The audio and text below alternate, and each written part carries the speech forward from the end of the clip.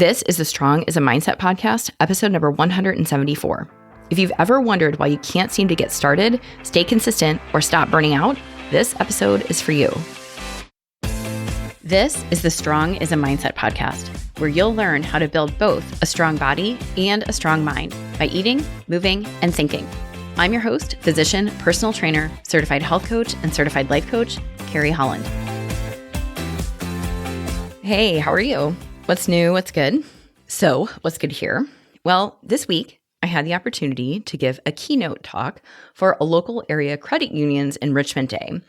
And when the conference organizer contacted me, she asked if I could talk about something related to mindset, but make it relevant not just to the workplace, but other parts of our lives too. So I got to work. And as I put the talk together and started pulling apart the central themes that I wanted to share with the audience, I realized that these concepts really do apply across the board, whether it's related to career, wellness, relationships, habits, really any of it. And I started the talk by sharing a belief that I held for years before I got into all this self-improvement stuff. And that belief was this: if I just push harder, things will get better. And as you know, if you've been around here at all, you have learned and you have heard me say that pushing harder is not the answer. It doesn't work. But saying that sentence out loud to a room full of people and seeing them nod in agreement or smile knowingly, well, that reminded me just how many of us live by that belief, especially anyone wired to overachieve. We think that if we just do a little more, push a little bit harder, or give a little extra, things will finally fall into place. Things will finally get better. You will finally have time to take care of yourself. You'll finally have the space to do the thing. You'll finally stop putting yourself last. But here's the thing.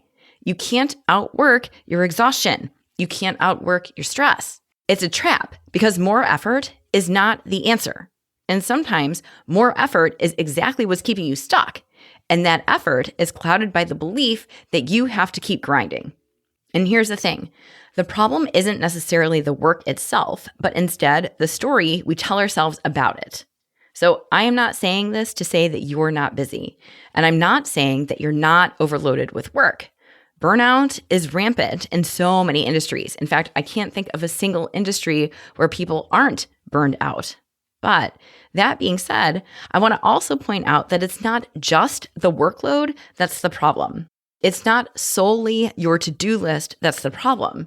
It's also your perspective. It's how you're looking at your workload. It's how you're looking at your life. It's your mindset. So there are likely parts of your life that you can't control, whether that's your work, your boss, your family, certain relationships. There will always be things in your life that you cannot control. So then knowing that, the next question is, well, okay, what can I control here? And what you always, always, always have control over is your thinking. You always have control over the stories that you tell yourself. And that is huge. That's so important because that really is your key to thriving. It's your thinking. But the problem is we have stories that we tell ourselves that are running on autopilot. Stories that you may have been telling yourself for so long, you don't even think to question them anymore because you've made them your truth. Things like, my job is too demanding. I can never get caught up. I am too busy. I never have time. My schedule is impossible. This is too hard. Those sentences, they sound innocent enough, right? You might hear yourself saying them and think nothing of it. But the problem is when you say those things to yourself over and over again, they become your beliefs, they become who you are, and they keep you completely stuck. So today, I want to share what I talked about in that session because these concepts really do apply to literally everything you do, whether you're building habits, changing your routine, leading a team, or just trying to get out of your own head. So we're going to talk about the 3 biggest traps that keep people stuck. They're the big 3: perfectionism, all or nothing thinking, and overachiever burnout. And as we talk through these, see if you can find yourself here. I'm going to bet a nickel that you're going to hear yourself in at least one, if not more, of these traps. And if you do, good. If you recognize yourself, that means you have awareness, and that's the first step. If you're aware of the issue, that opens the door to change. And I'm going to offer you some tools for how you change your thinking if any of these traps are getting in your way. All right? So let's go. The first trap is a big one. It's perfectionism. And perfectionism often shows up sounding like, if I can't do this perfectly, why bother? And so here's the thing. Perfectionism is sneaky. And that's because on the surface, perfectionism sounds like high standards. You aim for excellence. You take pride in your work. You accept nothing less than the best. So on the outside, perfectionism looks like ambition. And sometimes perfectionism even gets rewarded by your family, your friends, or even at the workplace. But then if you peel it back, perfectionism really isn't about excellence. Instead, perfectionism is about fear. Fear of being judged, fear of failing, fear that if it's not flawless, you are not enough. So perfectionism is a trap because it ties your worth to your output. You start believing that how well you perform determines how valuable you are. And underneath it is a thought that says, if this isn't perfect, I am not good enough. And that is a trap because no amount of achievement will fill that hole if you don't believe you're good enough as you are first. When your value depends on a perfect performance, which is impossible, you will never feel like you've done enough. And you might tell yourself, I'm just being thorough. But really what you're doing is protecting yourself from discomfort. If you don't put yourself out there, if you don't try something, you can't be judged, you can't be criticized, and you can't fail or be embarrassed. So you don't try. And instead, you endlessly tweak and review and think and edit or research, but you never really get moving. So it's sneaky because perfectionism comes disguised as diligence or doing things right. But underneath it is serious procrastination and avoidance. And maybe you tell yourself, I'll start when I'm ready, or when I have more time, or when I know more. But you spend so much time waiting to be ready that you actually don't get started at all. You don't actually do the thing. And that's because readiness is not a feeling. Readiness is something you create by taking action. But perfectionists go at it in reverse, and they often don't take action because they're waiting to feel ready, and that time never comes. And here's the irony. The irony here is that perfectionists actually end up producing less. This is where perfectionism totally backfires because you're waiting for certainty or approval or the right time or the right barometric pressure, and that moment never comes, and you don't get started. So perfectionists end up creating less. They create less progress, less creativity, less confidence, because they're busy endlessly editing, tweaking, or avoiding altogether. And if you only allow yourself to move forward when it's perfect, you'll never get where you want to go. So even though many of my perfectionists out there, they know they're perfectionists, they still find it really hard to shake. And why is that? Why is perfectionism so hard to let go? It's your brain. Your brain loves comfort, and it equates comfort with safety. And your brain also sees imperfection as a threat to your image, to your sense of control, to your safety. So if you put yourself out there and you try something new or you try to change a habit and it doesn't work, then you might feel something. You might feel judged. You might feel embarrassed. You might feel disappointment or even shame.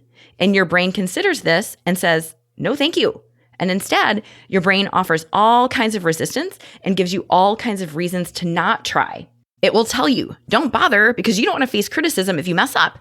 Don't get started because you don't want to feel like a failure. No way. So your brain is doing its job by protecting you with perfectionism. But even though your brain is protecting you, remember this, safety is not the same thing as growth. And that is why perfectionists often stay stuck. They want to change, but they're afraid to get it wrong. And so now, here is the million-dollar question.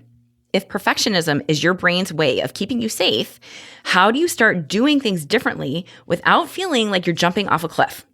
So the answer here is not just stop being a perfectionist, okay? Instead, it's learning to practice imperfection on purpose.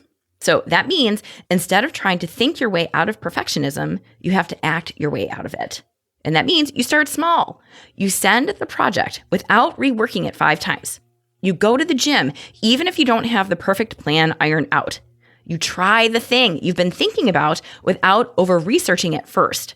And when your brain starts panicking, as it most surely will, and when it tells you, hang on, this isn't good enough, you remind yourself, yep, I knew this was coming. This is the part where it feels uncomfortable, but that's okay. I can handle this. I can let done be better than perfect. That right there, that is your real reset. Because the antidote to perfection is not more effort. It's more willingness. Willingness to be exposed. Willingness to make mistakes. Willingness to finish before it's flawless. The more you do this, the safer it becomes to keep doing it. You're literally training your brain to see imperfection as normal instead of dangerous. And that is huge.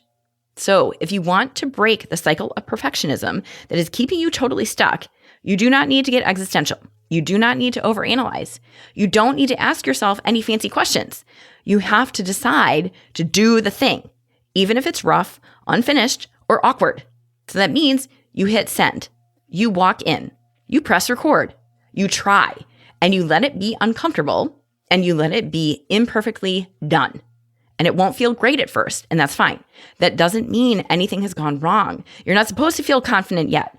You don't build confidence by getting it right. You build confidence by getting it done and proving to yourself that you can handle being imperfect.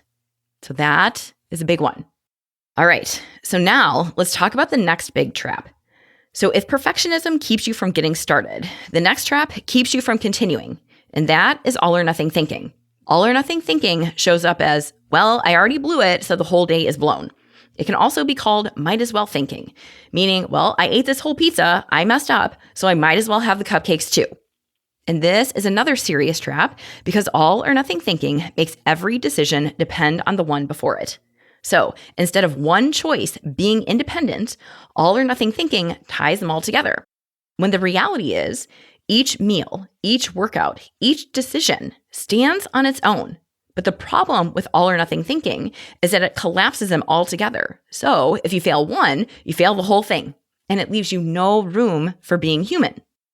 And as a result, you live in extremes that are not sustainable in either direction, meaning you are either all in, perfectly on plan, following your rules, giving maximum effort, going at 100%, or you are all out, where you quit, give up, and you let it go completely. And neither extreme is doable for the long term, and it's only a matter of time before you give up and swing to the opposite extreme. And it's totally exhausting. And then on top of that exhaustion created by swinging from one extreme to the other, you also end up with guilt and shame loaded on top of it when you inevitably fall short of your impossibly high standards.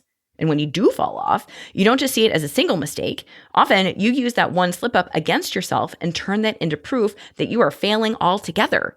And the resulting guilt fuels even more giving up, which reinforces the whole cycle.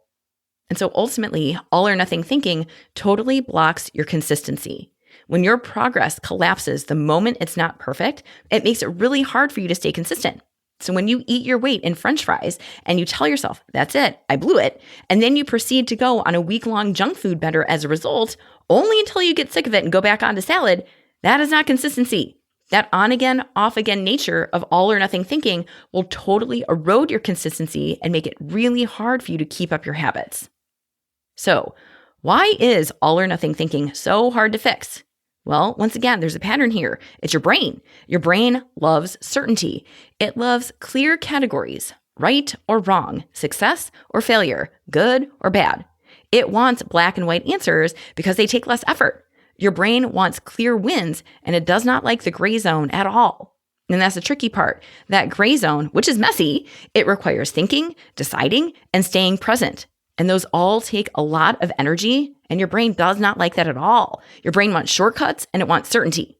So the minute you slip, your brain freaks out, and it thinks, oh God, we failed. We've got to start all over. But your brain is not trying to sabotage you. It's actually trying to simplify things. But in that process, it erases all of your progress in between. And that's why this trap feels so real, because when you're wired for high achievement, doing anything less than 100% feels like failure. Being in the middle feels like mediocrity. Ugh. And your brain hates that. So knowing this and knowing how much your brain dislikes living in the messy gray zone, what do? How do you actually change this? So again, the answer isn't to suddenly just be okay with imperfection or force yourself to love moderation. That is not how this works. So instead, the reset and your key to overcoming all or nothing thinking is to learn how to live in the gray. And that takes serious practice. So that means you stop deciding I'm all in or all out. And instead, you decide what is the next right choice for me right now.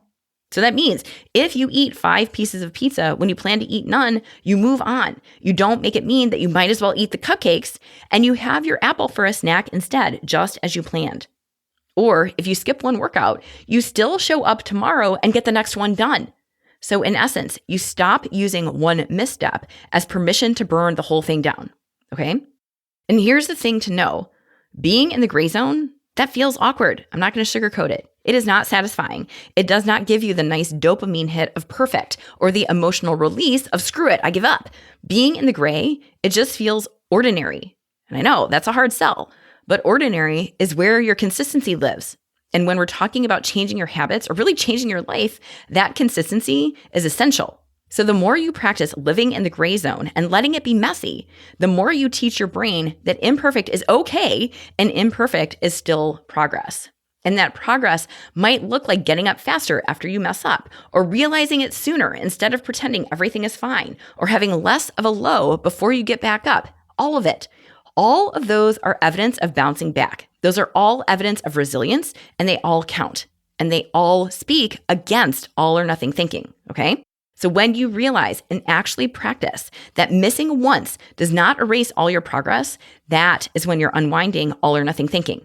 When you prove to yourself that you can have a less than perfect day of eating or a less than perfect week of exercising and still keep moving forward, then you are unraveling this trap. And that is the real work, not trying to do it all, but instead learning how to keep doing something. And honestly, that is what actually builds your momentum, showing up on the days you don't nail it without starting over every time, letting each decision be independent of the one before it and not holding yourself to perfection. That is how you keep moving forward. All right. So we've talked about perfectionism, which keeps you from getting started. We've talked about all or nothing thinking, which keeps you from continuing. And this last trap, this one keeps you from stopping, and that's overachiever burnout. And this one is very personal to me because this is me. So for years, I believed my worth was measured by my productivity, by how much I could do, how much I could hold together. And I thought slowing down was weakness. I thought rest meant that I was falling behind. So I kept pushing harder. Go hard or go home was tattooed on my brain. And for a while, it worked until it didn't. So overachiever burnout sounds like if I stop, everything will fall apart. And this trap is super sneaky because on the surface, it looks admirable. On the surface, it looks like commitment and dedication. You are the one who works harder, stays later, gives more. So it looks like drive. And overachieving thrives under the belief that more is always the answer. More effort, more hours, more giving. Because every time you do give more, you get a hit of validation, whether that's from friends or family or your work. But underneath it all, overachieving is fear. Fear of slowing down, fear of letting someone down, fear of not being enough. And at some point, doing more actually stops helping and starts hurting. And in order to keep up with your impossible standards, you ignore yourself. You ignore the signs that you're exhausted or overly stressed or need a break. You ignore the voice inside you that says, I can't keep this up. You become a machine. And instead of listening to your own signals, you double down and keep pushing. And here's the irony. When you do that, and the harder you push, the less effective you actually become. So you end up with diminishing returns despite pushing harder. So your quality drops, your creativity shrinks, and your energy disappears. And you end up insanely busy, endlessly spinning, but you're not productive. And to make it worse, overachieving erodes your self-care. Because when things get busy, most often you are the first thing to get cut out of your busy, overscheduled, overachieving life. So you skip cooking at home and order takeout. You skip one workout, then 2 workouts, then a month of workouts. You stay up late grinding on a project, and that turns into a pattern of staying up hours after your bedtime. So you get lost in the process. And you might achieve more on paper, but you feel worse in real life. So why is overachieving so hard to shake? Okay, well, once again, it goes back to your brain and also a bit of conditioning. So most of us have been conditioned since childhood to accumulate gold stars, good grades, trophies, recognition. And how do you get those things? By working harder, by producing more, by giving more. So when you brought home an A+ on your math test, maybe you got rewarded. And your brain remembers that, and it wants more of that, even when you're an adult. So every time you do more, stay late, take on one more committee, or run one more mile, your brain gives you a hit of dopamine. And the message sent is, good job, keep going. And the lesson learned here is the harder I work, the more recognition I get, the more reward or dopamine I get. And because your brain loves the reward of achievement, slowing down will feel completely uncomfortable. It will feel like failure. And your brain learns that overdoing equals reward and rest equals risk. And that's why slowing down feels so uncomfortable. Your brain literally sees it as a loss because your brain has been wired to crave validation, achievement, and the next win. But here's the catch. The same reward system that drives achievement also drives depletion. Every time you chase another win, another goal, another task checked off your list, your brain gives you a little hit of dopamine, and that feels good. But that system is not designed to just stop on its own. Instead, it just keeps asking for more. So you end up chasing the next thing and the next and the next until you're completely spent. But at the same time, you're restless, unsatisfied, and still reaching for your next fix of enough. It's a total swirl. And that is how burnout sneaks up on overachievers, because exhaustion often shows up looking like dedication. It's so sneaky. You're praised for it, rewarded for it, even promoted for it.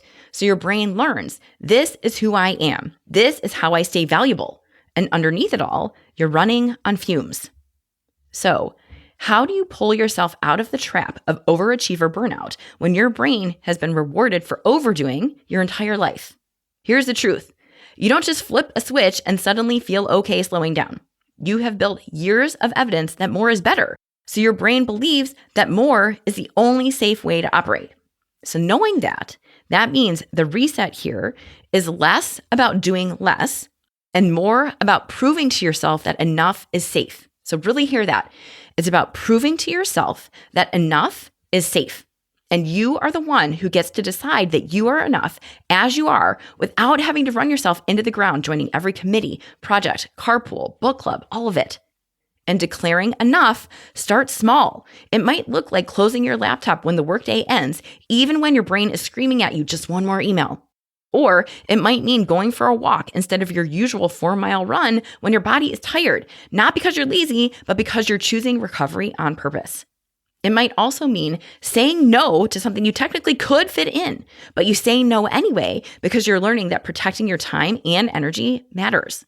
And it's through these small but significant decisions that you not only start to feel better, but you also prove to yourself that actually taking care of yourself is a strength, not a failure. And here's what I want you to expect. When you do that, when you decide to choose enough and not push yourself to exhaustion, it actually won't feel relaxing. It will feel wrong. Your brain will start to panic and it will tell you, hey, you're falling behind. You're selfish. You're slacking off. This is not how we do. And that is okay. Expect it. Be ready for it. That is the withdrawal phase of overachievement. And all you're doing is teaching your brain that slowing down does not equal danger. It just means rest. That's it. And that's really the key. In order to overcome overachieving, you have to redefine what strength really means and then go live it out.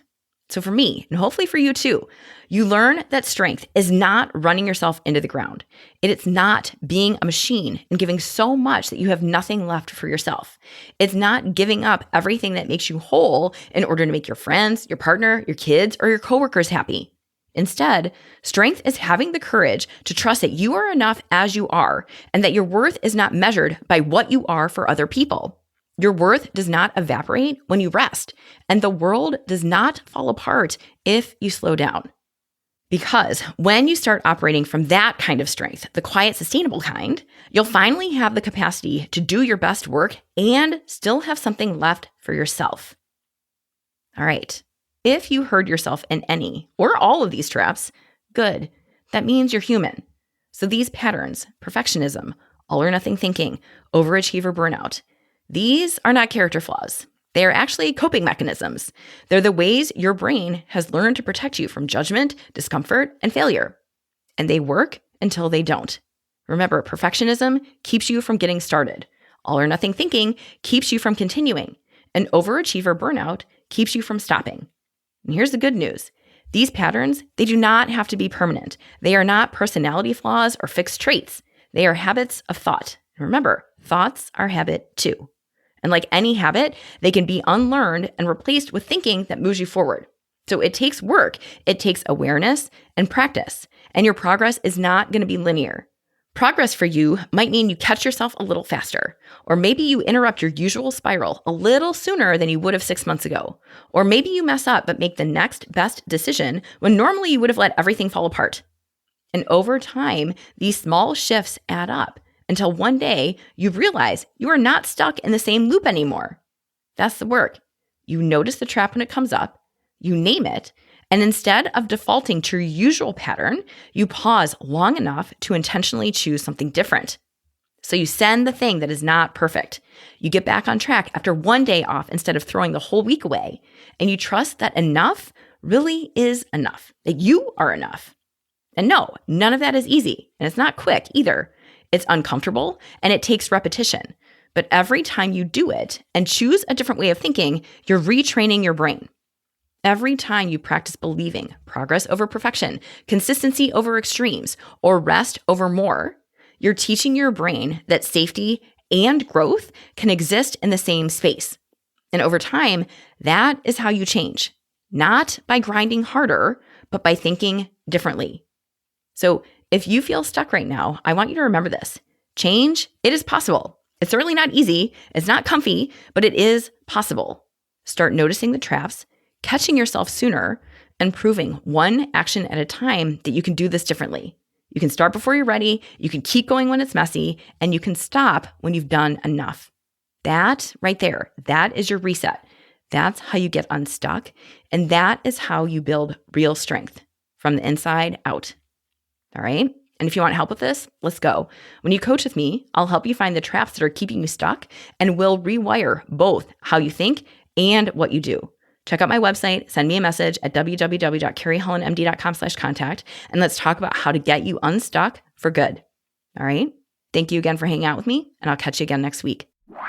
Hey, if you want to build muscle but don't know where to start, I've got you covered. Head over to carriehollandmd.com/buildstrength and download my free guide to help you maximize your strength training.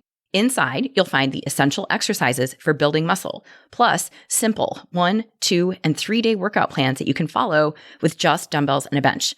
You'll also find strength training tips to help you train smarter and see real results. My goal is to help you get strong, and this strength training guide will help you do it. Go to carriehollandmd.com/buildstrength and check it out. Thank you for listening to the Strong is a Mindset podcast. If you want to learn more about how to build both a strong mind and a strong body by eating, moving, and most importantly, thinking, check out carriehollandmd.com.